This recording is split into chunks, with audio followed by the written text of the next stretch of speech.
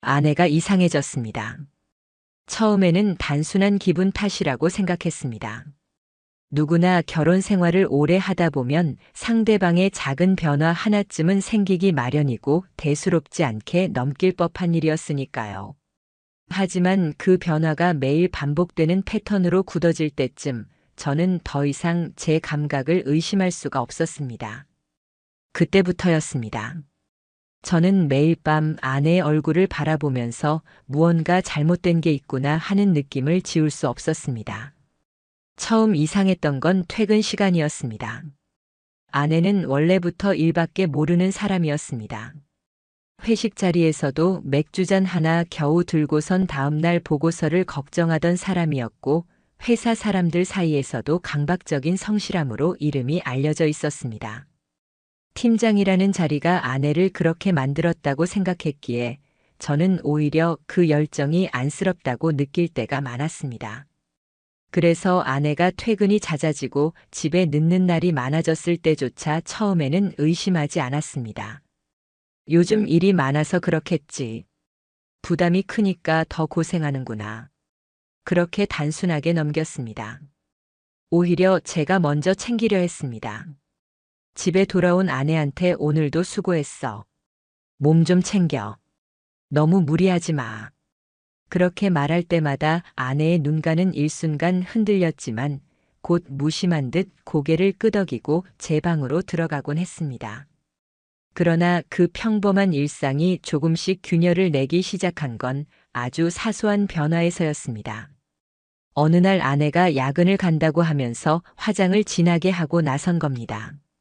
평소 출근할 땐 파운데이션도 대충 바르고 머리를 질끈 묶던 사람이었는데 그날은 아이라인까지 선명하게 그리고 립스틱 색도 짙었습니다.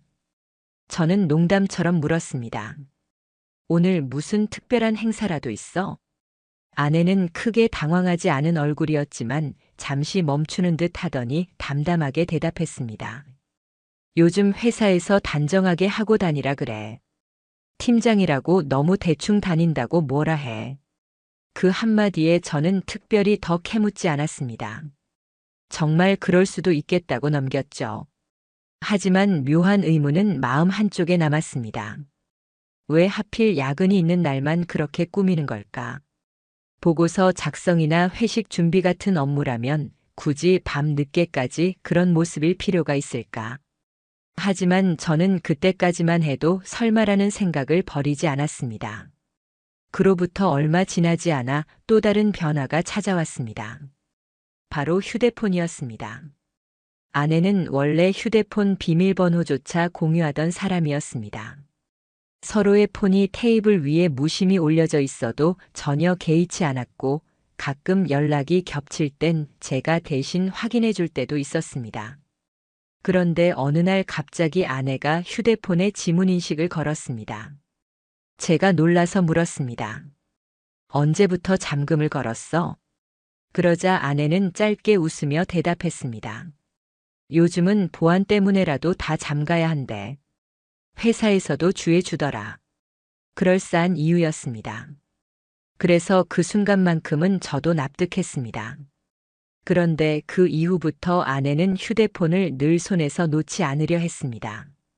잠시라도 관심이 다른 데 있으면 곧바로 가져가 테이블에서 치워버리고 심지어 화장실에 갈 때도 꼭 들고 들어갔습니다. 평소 같았으면 아무렇지 않게 두고 다닐 사람이 그렇게까지 조심한다는 게 분명 이상해 보였습니다. 그때부터였습니다. 제 마음속에 서서히 뭔가 차갑게 가라앉는 게 느껴지기 시작한 건 그 무렵 제 신체 리듬에도 변화가 왔습니다. 이상할 정도로 졸림이 밀려왔습니다. 자기 전에는 괜찮았는데 한 번 잠들면 아침까지 깊게 빠져들었습니다. 알람이 4-5개나 울려도 듣지 못하고 출근 시간에 겨우 몸을 이끌고 일어나곤 했습니다. 저는 원래 잠귀가 밝은 편이었기에 이 변화가 낯설었습니다. 낮에도 이유 없이 피곤했고 무기력감이 몸을 짓눌렀습니다. 혹시 병인가 싶어 건강검진도 예약했지만 별다른 문제는 없었습니다. 그러던 어느 날 아내가 건넨 생강차에서 이상한 향을 맡았습니다. 코끝에 스치는 순간 낯익으면서도 어딘가 이질적인 풀내음이 느껴졌습니다. 이건 뭐야? 생강차 맞아? 하고 묻자 아내는 대수롭지 않다는 듯 대답했습니다. 응, 꿀이랑 감초 좀 넣었어. 요즘 감기 유행한다잖아. 그 말에 잠시 안심했지만 이상하게도 그날도 저는 저녁을 먹고 TV를 보다가 그대로 소파에 쓰러져 버렸습니다. 새벽까지 단 한 번도 깨지 않았습니다. 알람도 못 듣고 아내가 아무리 움직여도 전혀 감각이 없었던 겁니다. 그리고 사건이 본격적으로 균열을 내기 시작한 건 그 다음이었습니다. 어느 날 밤 아내가 유난히 다정했습니다. 따뜻한 우엉차를 직접 끓여왔다며 제 손에 쥐어주었고 세탁한 수건까지 갖다 주며 말했습니다. 요즘 많이 피곤해 보이더라. 오늘은 좀 푹 자. 알겠지? 그 목소리는 너무 다정했습니다. 한순간 안도감이 들 정도였습니다. 하지만 지금 돌아보면 그것이야말로 함정이었습니다. 저는 그대로 차를 마시고 소파에 기대보았고 곧 깊은 잠에 빠져들었습니다. 눈을 떴을 땐 새벽 3시가 넘은 시각이었습니다. 창문 너머에서 자동차 시동 소리가 들렸겠는데 눈을 비비고 주변을 보니 아내가 없었습니다. 방도 욕실도 심지어 신발장에 있던 구두 한 켤레도 사라져 있었습니다.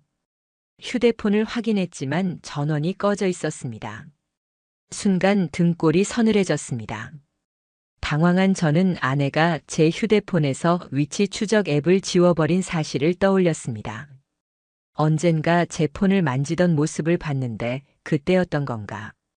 왜 그랬던 건지 하나하나 조각이 맞물리는 느낌이었습니다. 그날 저는 차가운 물을 마시며 정신을 붙들었습니다. 그런데 문득 식탁 위 머그잔을 보았을 때 다시 심장이 내려앉았습니다.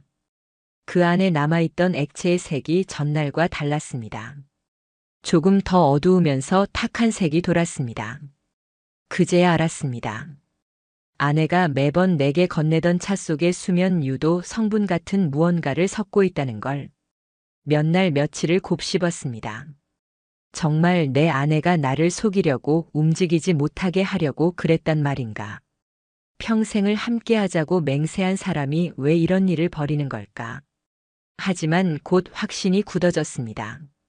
아내의 행동이 늘 일정한 패턴일 때 그날 밤의 불길한 직감은 가장 명확한 답을 말하고 있었습니다.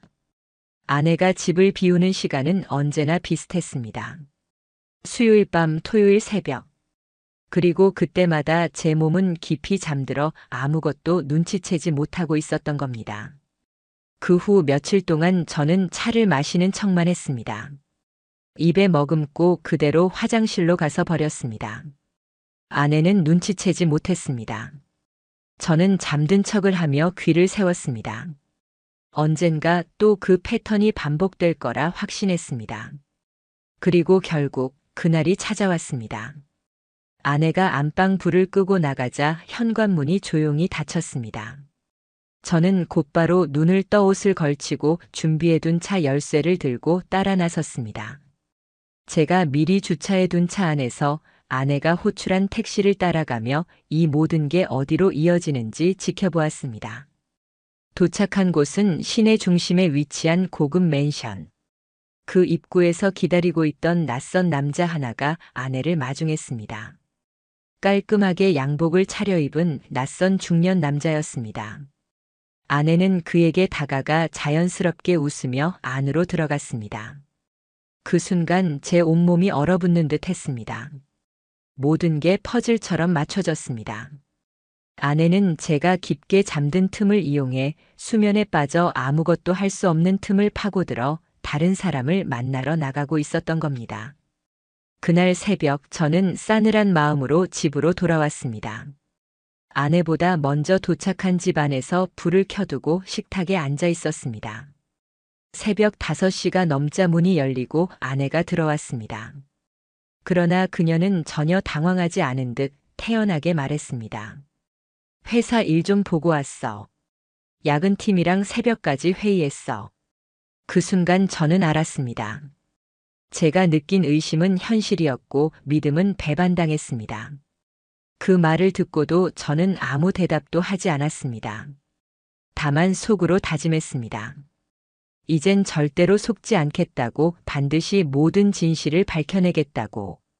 아내의 배신을 눈치채고 난 뒤 저는 더 이상 감정에 휘둘리지 않겠다고 스스로 다짐했습니다. 눈물도 분노도 애원도 이제는 아무 소용이 없었습니다. 단순히 부르짖는다고 해서 잃어버린 믿음이 돌아오지 않는다는 걸 이미 알았기 때문입니다. 그렇다면 제가 쥐어야 할 건 단 하나, 증거였습니다. 그것도 법정에서도 절대 무너질 수 없는 확실한 증거. 감정의 불꽃 대신 차갑고 완벽한 증거만이 저를 지켜줄 무기라는 것을 깨달았습니다. 저는 먼저 아내의 출근 경로를 추적했습니다. 매일 아침 제가 직접 차로 아내를 회사에까지 태워주는 척하면서 차량 블랙박스를 조정했습니다. 카메라 각도를 바꿔 조수석 쪽이 선명히 잡히도록 해두었습니다. 처음엔 단순히 아내의 얼굴을 기록하려는 정도였지만 시간이 지날수록 저는 차 안에서 오가는 대화, 아내가 받는 전화까지 전부 저장해두는 게 얼마나 중요한지 알게 되었습니다. 며칠 뒤 출근하던 중 차 안에서 아내의 휴대폰이 울렸습니다. 아내는 잠시 제 눈치를 살피더니 핸드백 안에서 핸드폰을 꺼내 전화를 받았습니다. 저는 블랙박스가 이미 그 장면을 녹화하고 있다는 사실을 알고 있었습니다. 그녀는 짧게 대답했습니다. 응, 그날처럼 해줘. 나중에 얘기할게.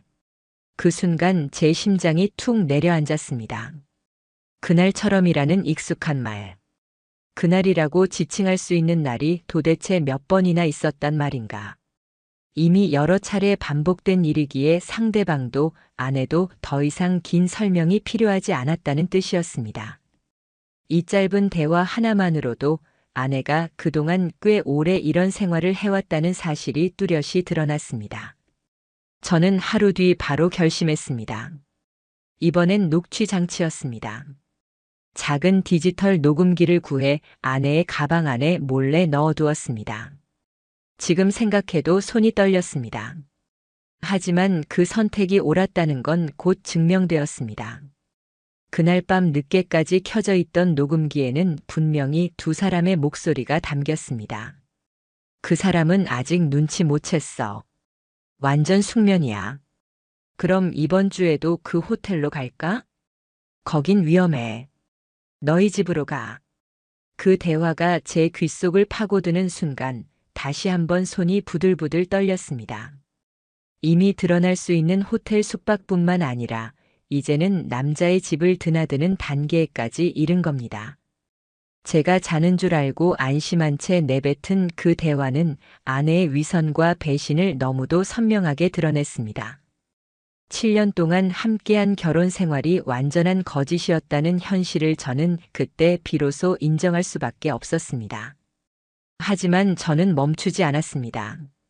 더 확실한 증거, 더 많은 기록이 필요하다고 생각했습니다. 그래서 저는 결국 비용이 들더라도 사설 탐정을 찾아갔습니다. 차라리 제 손으로 따라붙는 것보다 전문가의 손을 빌리는 것이 더 정확하고 위험 부담이 적을 것이 분명했습니다. 탐정에게 상황을 설명하고 며칠이 지나지 않아 첫 번째 결과물이 도착했습니다. 사진 몇 장. 수요일 밤 아내가 동네 골목을 걸어 나와 택시에 오르는 장면이 선명히 찍혀 있었습니다. 이어서 촬영된 사진은 새벽 1시 45분 상간남의 아파트 앞에서 내리는 모습, 마지막으로 새벽 4시 반쯤 같은 아파트에서 다시 나와 택시에 타는 아내의 모습까지 이어져 있었습니다. 사진 속 아내는 화장기 진한 얼굴로 평소 집에 있을 때와는 전혀 다른 모습이었습니다. 제 옆에서는 한마디 말 없는 무표정이었는데 그곳에서는 웃음을 숨기지 못한 얼굴이었습니다. 그 장면들을 보고 있자니 속이 뒤집어지는 듯 했습니다. 하지만 동시에 명확한 증거가 제 손에 들어왔다는 사실이 차가운 위안을 안겨주었습니다. 저는 흔들리지 말자고 스스로 되뇌었습니다. 이후 저는 아내가 사용하는 회사 메신저와 이메일에도 접근했습니다. 아내가 잠시 씻으러 들어간 틈에 노트북을 켰습니다. 다행히도 자동 로그인 상태였고 별 다른 절차 없이 메일함을 확인할 수 있었습니다. 그 안에는 낯익은 이름 하나가 반복적으로 눈에 들어왔습니다. K 부장. 그 사람은 아내가 무심코 집에서 언급하던 상사였습니다. 술자리에서는 귀찮은 상사 일할 땐 잔소리 많은 윗사람이라고 말했었지만 그 메일들 속에서의 관계는 전혀 달랐습니다. 메일 제목은 간단했습니다. 그날도 좋았어. 다음엔 더 오래. 본문은 더욱 노골적이었습니다. 와인 준비해뒀어. 이번엔 같이 영화도 보자. 그리고 첨부된 한 장의 사진. 회색 코트를 입은 아내가 소파에 앉아 밝은 웃음을 짓고 있었습니다. 배경은 호텔이 아니라 아파트 내부처럼 보였습니다. 저는 그때 확신했습니다. 이건 일시적 실수가 아니라 일상적으로 이어져 온 불륜이 분명했습니다. 저는 즉시 그 메일을 캡처했고 원본까지 전부 USB에 옮겨 저장했습니다. 녹음 파일, 블랙박스 영상, 탐정 사진, 이메일 원본까지. 이제 제게 필요한 증거는 충분하다고 느껴졌습니다. 다음 단계는 법적 절차였습니다. 저는 법무법인을 찾아갔습니다. 변호사에게 자료를 차례로 보여주자 그는 처음부터 고개를 끄덕이며 말했습니다. 이 정도면 충분합니다. 혼인 파탄에 대한 명확한 증거, 지속적이고 의도적인 불륜, 단순 민사소송을 넘어 형사적 조치까지 검토할 수 있는 사안입니다. 저는 그제야 깊은 숨을 내쉴 수 있었습니다. 오랫동안 고통스럽게 의심만 하던 제게 이 말은 처음으로 확실한 해답을 주었습니다. 이제 제가 준비한 모든 증거는 법으로도 부정할 수 없는 무기가 될 겁니다. 그날 밤도 아내는 변함없이 평온한 표정으로 저녁상을 차려주었습니다. 그리고 태연하게 물었습니다. 요즘은 좀 괜찮아 보여. 얼굴이 좋아졌네. 저는 웃으며 대답했습니다. 응. 요즘은 마음이 한결 편해졌어. 아내는 제 웃음의 의미를 알지 못했습니다. 제가 여전히 그 차를 입술만 적신 뒤 변기통에 버리고 있다는 사실도 눈치채지 못했지요. 그리고 마침내 저는 모든 증거를 갖춘 채로 이혼 소송과 위자료 청구 소송을 동시에 준비했습니다. 아내를 상대로는 혼인 파탄의 책임을, 상간남에게는 상간 행위로 인한 손해배상을 요구하는 정식 소송장이 작성되었습니다. 서류가 그들의 손에 전해질 순간 제가 준비해온 차갑고 긴 전쟁이 비로소 시작될 터였습니다. 소송장이 발송된 날 밤 저는 평소처럼 평온한 얼굴로 퇴근한 아내의 모습을 지켜봤습니다. 그러나 현관 앞에 놓인 등기 우편 봉투를 본 그녀의 얼굴은 순식간에 얼어붙었습니다. 등기 라벨에 선명하게 적힌 가정법원이라는 글자. 아내는 손이 떨리는 채로 봉투를 집어들고 주저앉았습니다.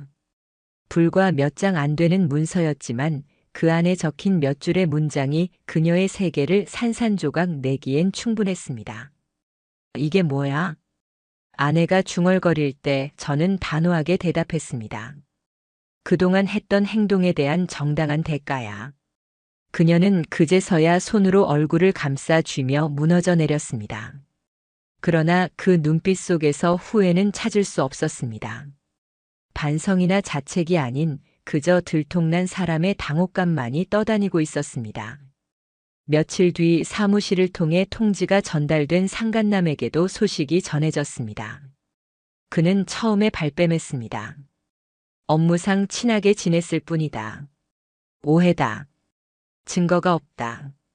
하지만 불과 며칠 만에 그의 아내까지 제게 직접 연락을 해온 사실이 그 허망한 주장을 무너뜨렸습니다. 혹시 소송 관련해서 확보하신 증거 제가 좀 공유받을 수 있을까요? 그 목소리는 담담했지만 쉰 기운이 섞여 있었습니다. 이미 그녀도 남편의 배신을 짐작하고 있었던 겁니다. 저는 망설이지 않았습니다.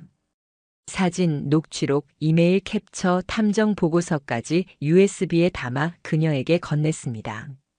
그 순간 저는 혼자가 아니라는 사실에 묘한 안도감을 느꼈습니다. 똑같이 삶을 짓밟힌 또 한 사람, 이제는 같은 배신을 응징해야 할 동지였기 때문입니다. 그 소식은 순식간에 퍼져나갔습니다. 회사 사람들 사이에서도, 동네 이웃 사이에서도. 아내는 출근할 때마다 동료들의 시선을 피해 고개를 숙였고, 회의에서는 아무도 그녀의 말에 대답하지 않았습니다. 팀장이었던 아내는 순식간에 공기 같은 존재가 되었고, 점심시간에도 혼자 조용히 식당 구석에 앉아 밥을 먹는다는 이야기를 저는 지인들 통해 들었습니다. 하지만 그보다 더 급격히 무너진 사람은 상간남이었습니다. 상간남 K 부장은 가정이 있는 사람이었습니다. 아내와 아이까지 있던 그는 제 소송장을 통해서뿐만 아니라 본인의 아내에게도 부정이 전부 드러났습니다. 결국 그는 윤리위원회에 회부되었고 곧 회사로부터 사실상의 해임 결정을 통보받았습니다. 평생 쌓아온 커리어가 단 몇 줄의 징계 공문으로 산산조각 난 것입니다. 저는 주변 사람들을 통해 그의 근황을 들었습니다. 사무실 책상에 앉아 고개를 숙인 채 전화도 받지 않고 사람들을 피해 다닌다고 했습니다. 심지어 화장실 칸에 들어가 장시간 나오지 않는 일도 잦아졌다더군요. 자신감으로 번득이던 그 사람이 이제는 외면당하는 그림자 같은 존재가 되는 순간이었습니다. 반면 저희 집에서는 아내의 연기가 본격적으로 시작됐습니다. 소송장을 받은 지 일주일쯤 지났을 때였습니다. 눈이 붉게 부어있던 그녀가 제 앞에 무릎을 꿇었습니다. 정말 미안해. 내가 정신이 나갔었어. 잠깐의 실수였어. 우리 가정을 버리고 싶었던 게 아니야. 당신이랑 아이 없는 집에서 외롭게 버티려다 보니 잠깐 잘못된 거야. 제발 다시 시작하면 안 될까? 그 말은 저를 더욱 단단하게 만들 뿐이었습니다. 그 말 내가 숨죽여 택시 타던 그 새벽에 했었어야지. 내가 약에 취해 눈도 못 뜨던 시간, 다른 남자 집에 들어가던 그 순간 말이야. 그때는 왜 아니었어? 아내는 대답하지 못했습니다. 저는 그날 처음으로 침실 문을 잠갔습니다. 그날 밤 그녀는 깊은 거실 어둠 속에서 홀로 밤을 견뎌야 했습니다. 회사 내 소문은 돌고 돌아 빠르게 자리를 잡았습니다. 사내 관계망은 생각보다 훨씬 더 잔혹했습니다. 누군가가 같이 있었던 남자가 해임됐는데 도대체 왜 그녀만 남아있느냐는 수군거림을 시작했고 결국 아내의 자리는 차갑게 흔들리기 시작했습니다.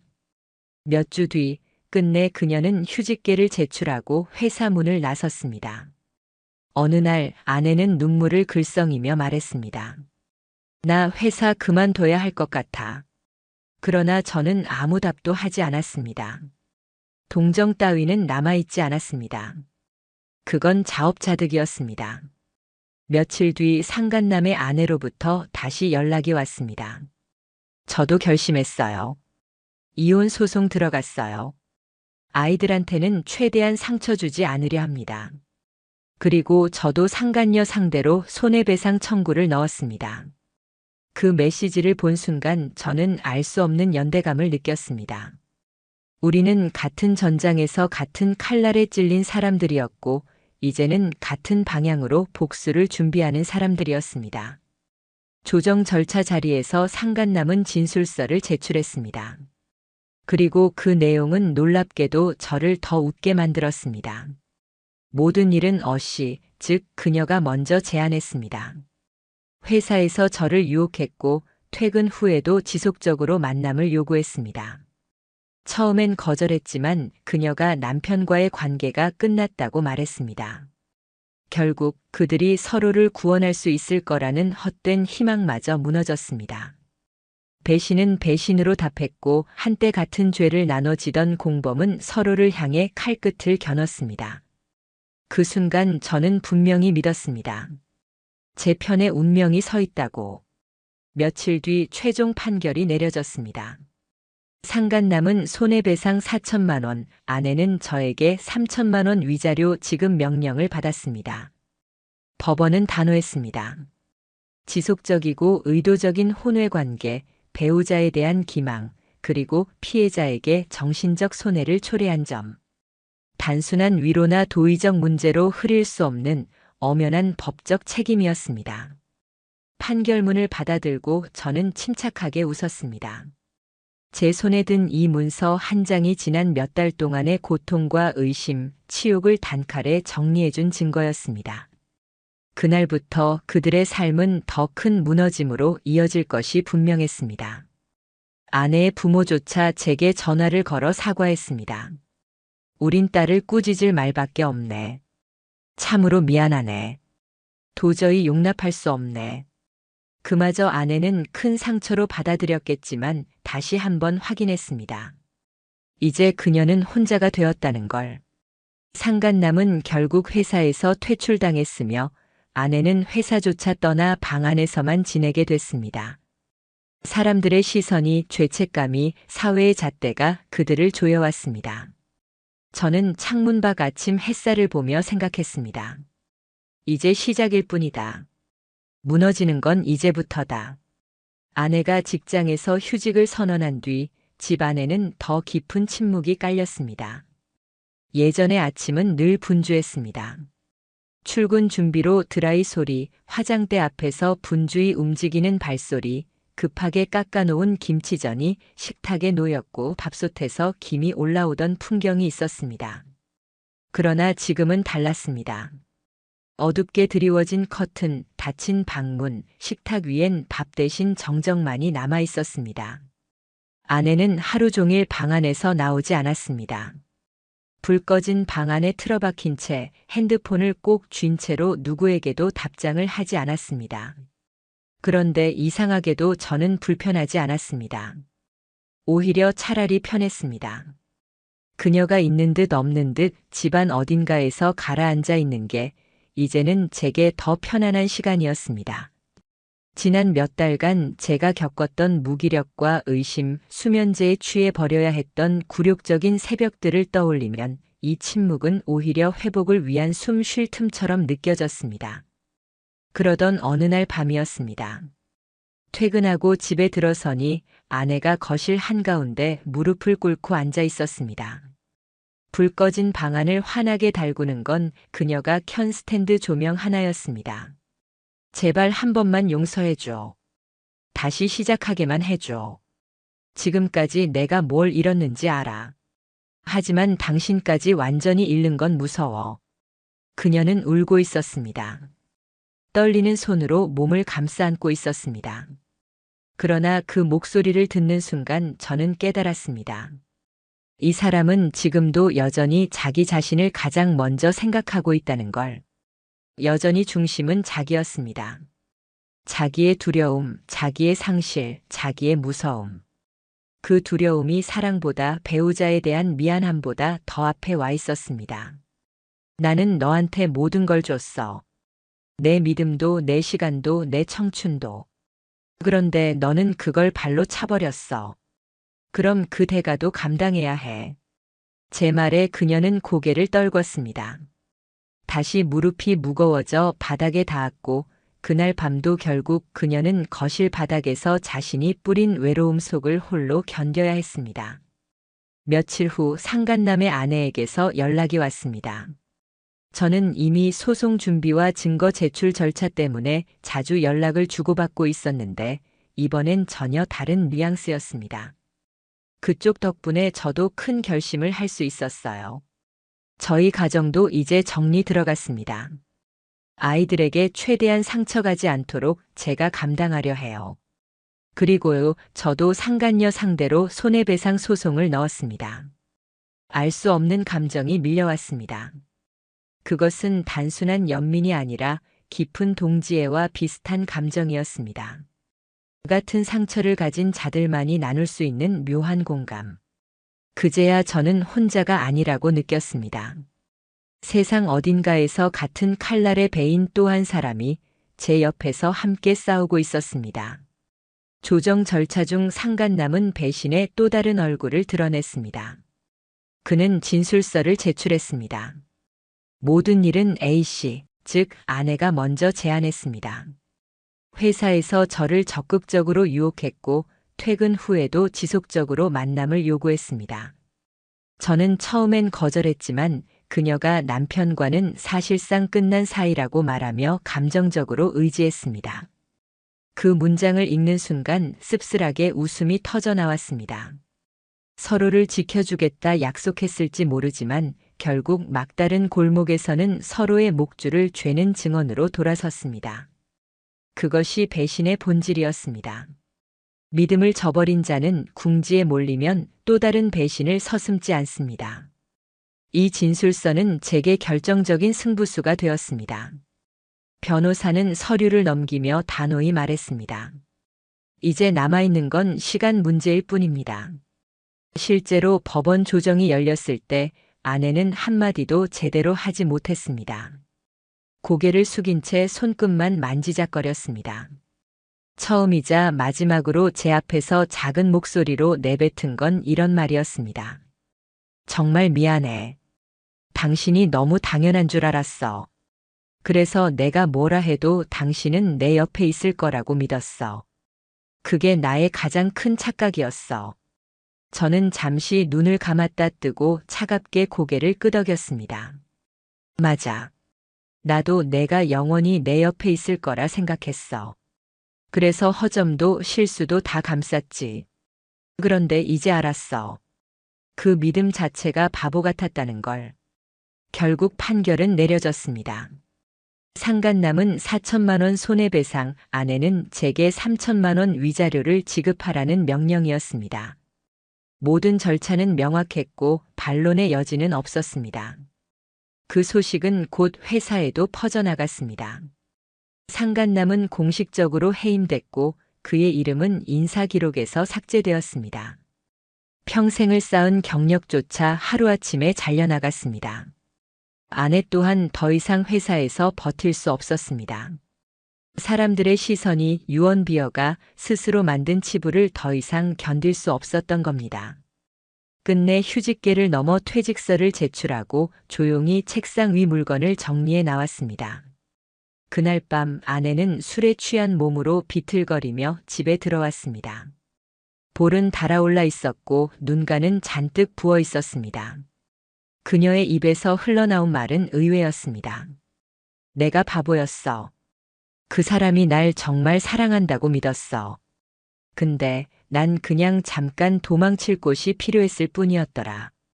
그 순간 저는 아무런 감정이 일어나지 않았습니다. 이미 너무 오래 전부터 끝난 이야기였으니까요. 떠난 믿음은 돌아오지 않았고 남은 건 자기 연민뿐인 공허한 울음이었습니다. 며칠 뒤 그녀는 생활비 문제로 제게 손을 내밀었습니다. 카드값도 밀렸고 보험료도 내야 해 지금은 정말 아무것도 없어. 저는 서랍 속에서 그녀가 직접 쓴 각서를 꺼냈습니다. 절대 다시는 배신하지 않겠다고 적힌 서류. 그리고 통장 내역서 몇 장.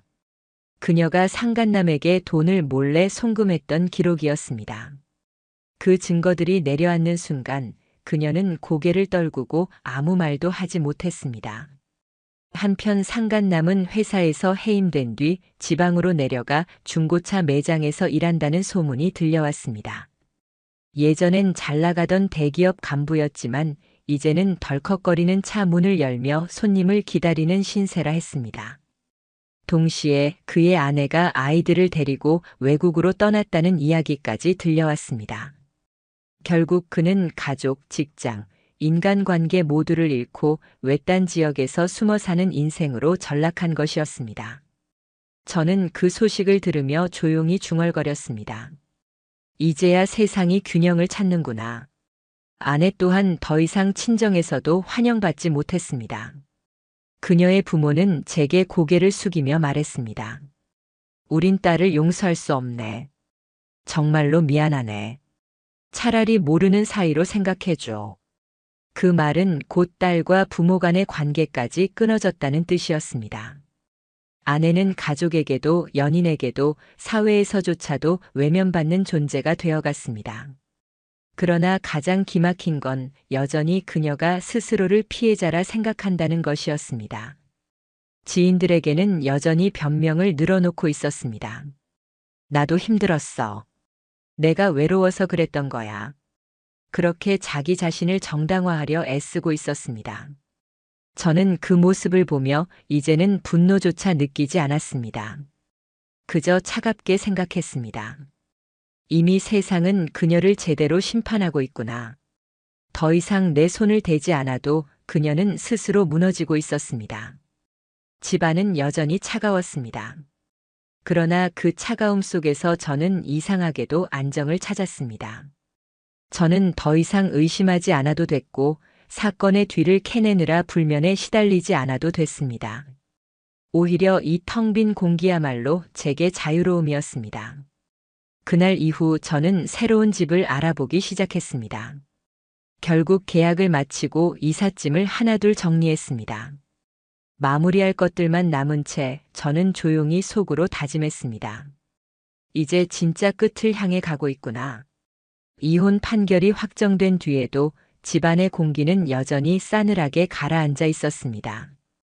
법적 절차로는 이미 남남이 되었지만 현실적으로는 같은 지붕 아래에 머물고 있었습니다. 우리는 이제 더 이상 부부가 아니었고 남남보다도 더 멀리 떨어져 있었습니다. 그러나 동시에 여전히 서로의 기척을 느껴야 하는 얄궂은 상황이었습니다. 아내는 제 앞에서 한없이 조심스러워졌습니다. 예전엔 대답조차 귀찮아하던 사람이 이제는 제 걸음을 따라 숨을 고르듯 살았습니다. 냉장고 문을 열 땐조차 작은 소리를 줄였고 화장실 문도 조용히 닫았습니다. 그 모습을 보는 순간 저는 차라리 해방감을 느꼈습니다. 지난날 당당하게 거짓말을 늘어놓던 그녀는 이제 사라졌고 발소리 하나에도 움찔거리는 존재, 편안한 숨조차 쉴 수 없는 존재로 변해버렸습니다. 그것은 단순한 불편함이 아니었습니다. 이제는 저 하나의 움직임조차 그녀를 짓누르고 있다는 사실, 그 압력이 전혀 불편하지 않았습니다. 오히려 통쾌했습니다. 그 어색한 긴장감 속에서 저는 마음속 깊이 차갑게 속삭였습니다. 이제 내가 만든 무덤 속에서 살아라. 얼마 지나지 않아 아내는 직장을 완전히 정리했습니다. 조용히 퇴직서를 제출하고 한마디 소란 없이 나왔다는 소식을 들었습니다. 동료들은 그녀의 짐을 보는 순간 눈길조차 주지 않았다고 했습니다. 불과 몇 달 전까지 여러 명의 후배를 이끌던 팀장이 지금은 단 한 사람의 편도 얻지 못하고 서류 봉투 하나만 쥔 채 회사를 떠났던 겁니다. 그날 밤 그녀는 술에 취해 비틀거리며 들어왔습니다. 얼굴은 붉게 달아올라 있었고 눈은 퉁퉁 부어올라 있었습니다. 그녀는 쓰러질 듯 제 앞에 서서 중얼거렸습니다. 내가 바보였어.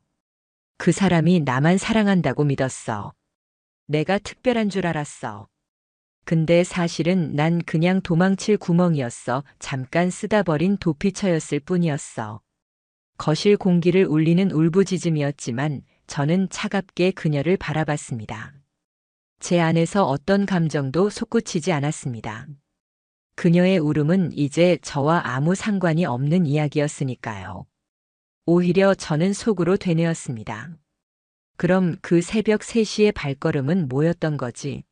내가 약에 취해 아무것도 모른 채 쓰러져 있었을 때 내가 그 남자의 집 문 앞을 열던 그 순간은 뭐였지? 며칠 후 아내는 결국 손을 내밀었습니다. 생활비 좀 줄 수 있어? 카드값도 밀렸고 보험료도 나가야 하는데 내가 지금은 정말 아무것도 없어. 제가 서랍에서 꺼내 보여준 것은 돈이 아니라 오래전 그녀가 직접 썼던 각서였습니다. 나는 다시는 배우자를 배신하지 않겠습니다. 라는 글귀. 그리고 은행 내역서 속 송금 기록. 그녀가 상간남에게 은밀히 보냈던 돈의 흔적들. 그 증거 앞에서 아내는 더 이상 어떤 말도 잊지 못했습니다. 고개를 푹 떨군 채 자신의 이전 모습을 회피하듯 무너졌습니다. 한편 상간남의 소식도 들려왔습니다. 그는 대기업의 본부장 자리에서 하루아침에 추락한 뒤 지방으로 내려가 중고차 매장에서 일한다는 소문이 돌았습니다. 과거엔 정장을 입고 화려한 회의실을 누비던 사람이 이제는 낡은 차 문을 열며 하루하루를 버티는 신세가 된 것이었습니다. 그러나 그것 또한 오래가지 못했습니다. 몇 주 뒤 새로운 소문이 들려왔습니다. 매장에서 손님과 마찰을 빚어 결국 자리에서 쫓겨났다는 것이었습니다. 이후엔 지인들에게 돈을 빌려달라며 전화를 돌렸다고 했습니다. 이유는 다양했습니다. 아이 학비, 병원비, 투자금. 하지만 정작 그의 가족은 이미 떠나 있었습니다. 아내는 아이들을 데리고 외국으로 나가 그 사람을 버리고 갔다고 했습니다. 결국 그는 가족 없는 삶, 일 없는 삶, 돈 없는 삶 속에 남겨졌습니다. 저는 그 소식을 들으며 조용히 중얼거렸습니다. 이제야 세상이 균형을 찾는구나. 그러나 아내의 상황은 더 절망적이었습니다. 직장도 잃고 사회적 체면도 잃고 심지어 친정에서도 발붙이지 못했습니다. 그녀의 부모님은 제게 전화를 걸어 사과했습니다.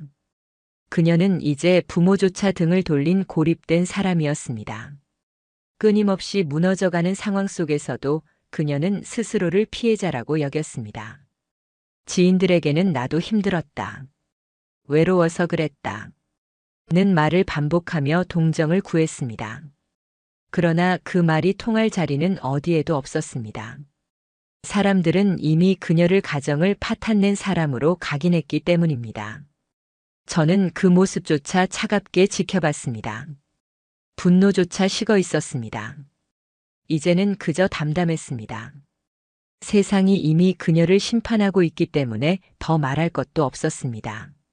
한편 남은 문제는 재산 분할이었습니다. 아내는 처음부터 절반을 요구했습니다.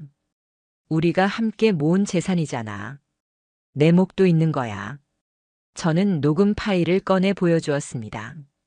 그녀가 상간남에게 했던 말이 담긴 음성이었습니다. 혹시 일이 커지면 내가 따로 모아둔 예금으로 빠져나가면 돼. 남편 모르게 넣어뒀어. 그 목소리와 기록은 재산 분할 협상에서 강력한 카드가 되었습니다. 법원은 결국 그녀의 요구를 대부분 기각했고 최소한의 몫밖에 주지 않았습니다. 재산을 잃고 직장을 잃고 사회적 체면마저 잃은 그녀는 결국 친정집으로 물러났습니다. 남편도 직장도 돈도 없이 남은 건 과거의 그림자와 후회뿐이었습니다. 집을 비우며 저는 마지막으로 거실을 천천히 걸었습니다. 벽과 창틀에 남아있는 흠집, 그녀가 서성였던 발자국, 웃음소리와 다툼이 뒤섞였던 기억. 그러나 이상하게도 그 모든 흔적이 이제는 하나의 풍경처럼만 느껴졌습니다. 이제는 끝났구나. 저는 길게 숨을 내쉬며 방을 나섰습니다. 이제 제 삶은 제 자리를 되찾고 있었습니다. 가슴에 박힌 배신의 가시는 완전히 뽑히지는 않았지만 최소한 그들이 치러야 할 대가를 두 눈으로 확인했기에 견딜 수 있었습니다. 아내는 모든 걸 잃었습니다. 상간남은 도망치듯 살았습니다. 그러나 저는 살아남았습니다. 더 이상 뒤를 돌아보지 않고 오직 제 앞의 길을 바라보고 있었습니다. 모든 법적 절차가 끝나고도 제 일상은 크게 달라지지 않았습니다. 저는 여전히 같은 출근길을 걸었고 같은 책상에 앉아 같은 일을 했습니다. 하지만 달라진 것은 제 마음이었습니다. 예전에 저는 하루하루 아내의 시선 하나, 말투 하나에 가슴을 졸였습니다.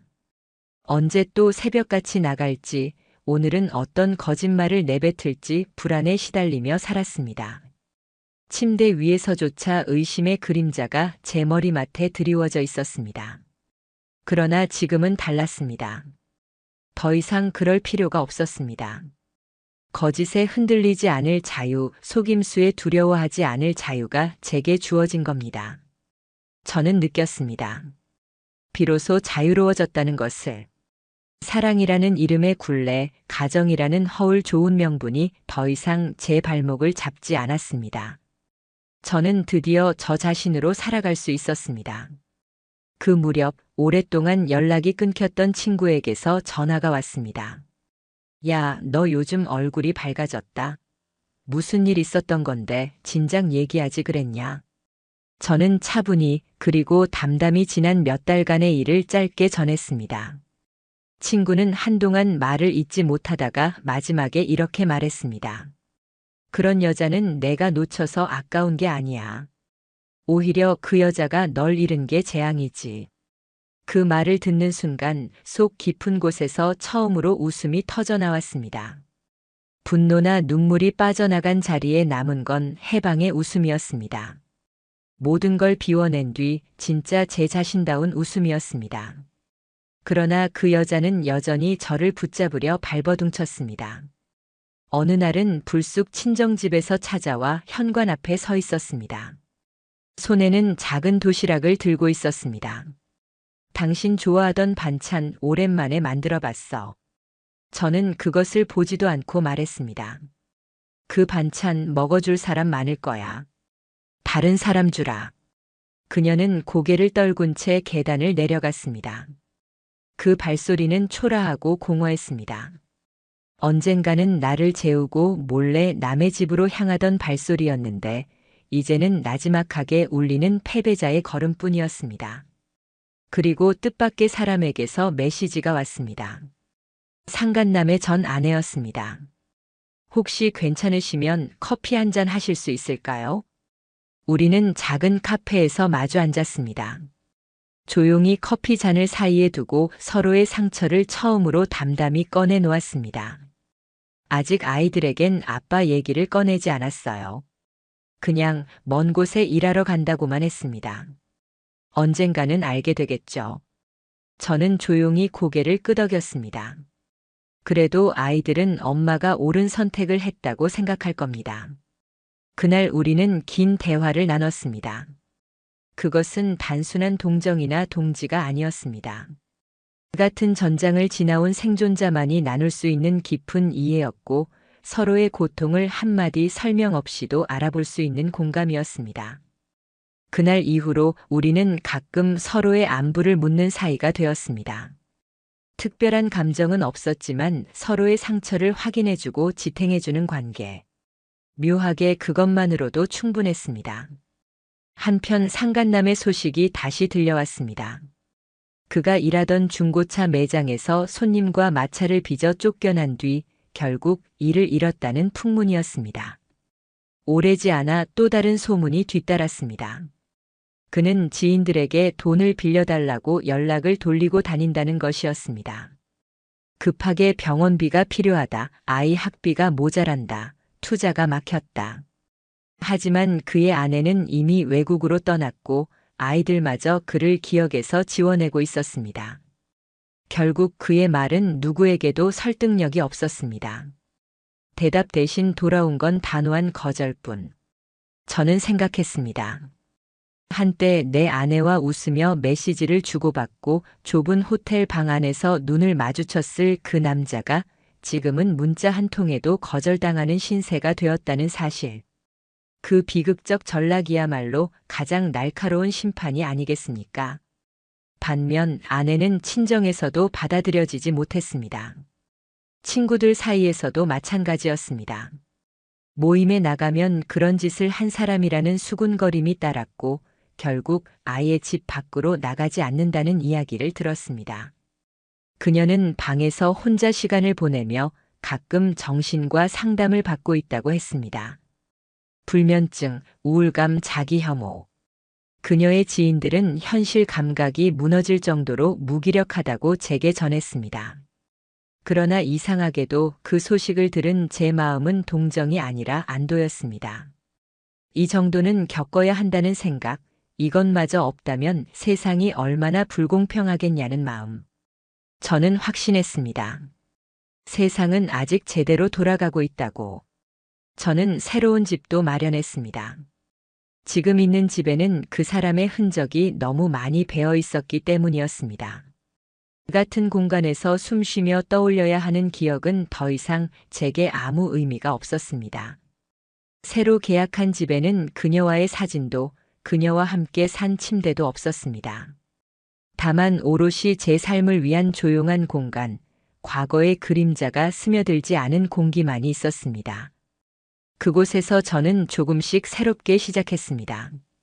아침 햇살이 창가에 스며들면 커피를 내렸고 아무도 방해하지 않는 침묵 속에서 책장을 넘겼습니다. 친구들과 가끔 술자리를 가졌고 오랜만에 부모님 댁에도 들렀습니다. 그 안에서 저는 느꼈습니다.